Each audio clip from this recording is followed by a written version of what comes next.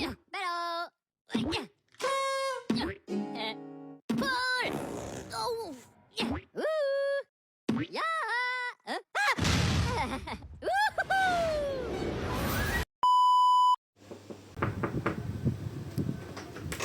Assalamualaikum, selamat pagi. Ya, waalaikumsalam, selamat pagi. Ya, silakan duduk. Ya, terima kasih. Sama-sama. Terima kasih ya sudah meluangkan waktu untuk datang. Oh iya, sebelum kita mulai, panggil saja saya Kak Aisyah. Dan bagaimana denganmu? Panggil saja saya Lana. Baik. Lana, bagaimana kabarmu hari ini? Kabar saya baik, tapi saya merasa ada yang mengganjal dan membangun saya.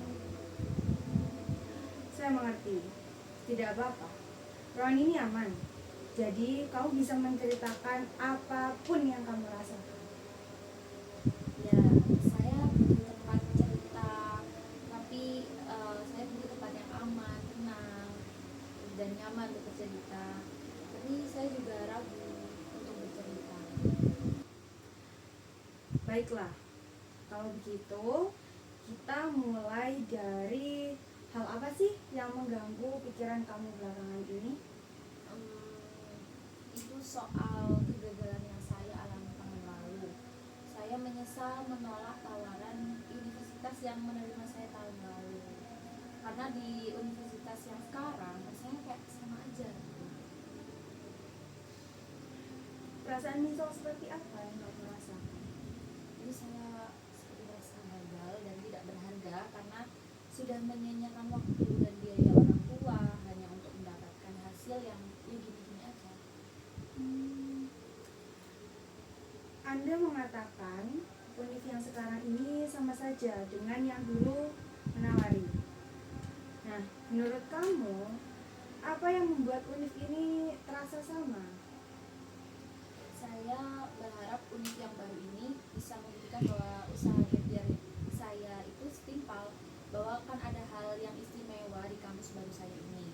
Tapi ternyata saya kok masih takut gitu, ada rasa gak nyaman ketika bertemu teman lama di univ yang sama, dan di kelas pun saya merasa kayak biasa aja, gak ada improvement. Kamu takut, kamu kecewa.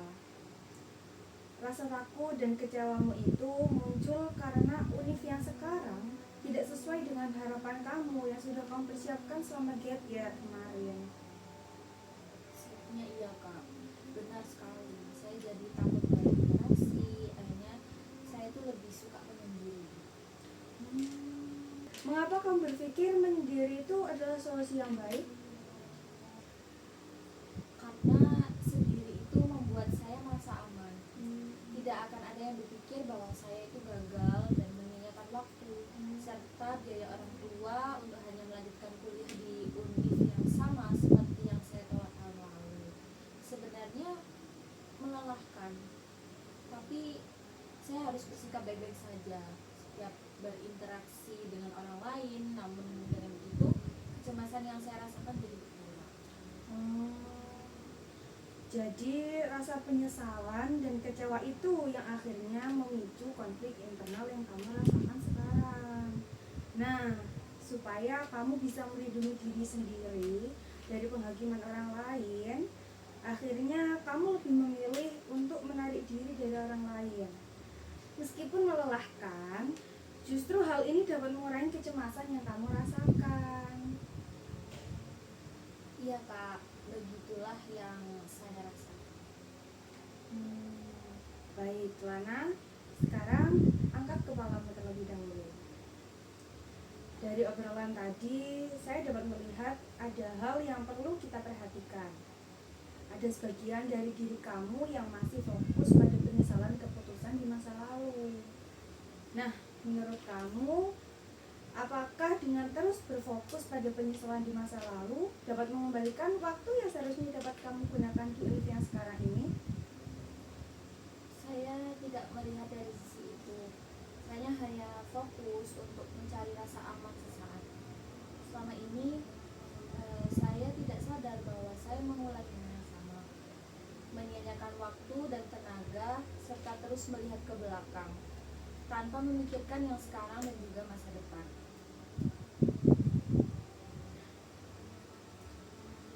Sebenarnya, kamu bukanlah menyia-nyiakan waktu, Lana. Kamu hanya mencari ketenangan di saat pikiran dan fisik kamu sudah lelah. Kamu mencari ketenangan dengan menyendiri, dan itu tidak salah. Saya mengakui itu. Akan tetapi, di saat kamu menenangkan diri dengan kondisi psikismu yang berantakan, justru malah akan menambah beban pikiranmu. Dan masalahnya tidak akan pernah selesai. Yang kamu butuhkan hanyalah support system dan juga seseorang untuk berbagi cerita.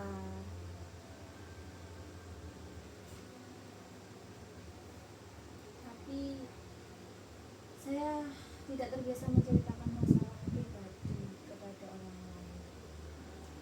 Tidak apa-apa. Tidak semua orang bisa menceritakan masalah pribadinya kepada sembarang orang. Akan tetapi, kamu juga tidak bisa menyimpan masalah seberat ini sendirian. Lalu aku harus bagaimana, Kak? Ceritakan semua keluh dan kesahmu padaku. Pasti akan kudengarkan. Dan jika kamu berkenan pun, pasti akan saya beri solusi yang pas. Terima kasih banyak ya, Kak. Sama-sama. Apakah masih ada yang ingin kamu ceritakan? Atau mungkin sebuah pertanyaan? Ada, Kak. Kira-kira apakah ketika bercerita kepada konselor, apakah rahasianya itu akan tetap terjaga? Tentu saja. Karena setiap konselor itu memiliki kode etik kerahasiaan yang wajib dimiliki, agar siapapun yang bercerita tidak akan merasa was-was dan juga gelisah. Ternyata begitu ya, Kak. Iya. Baik, cukup pertemuan untuk kali ini. Jika masih ada yang mengganjal di pikiran kamu bisa menemui saya lagi. Baik, Kak. Terima kasih ya. Kalau begitu saya pamit dulu. Assalamualaikum. Waalaikumsalam, hati-hati ya. Ya.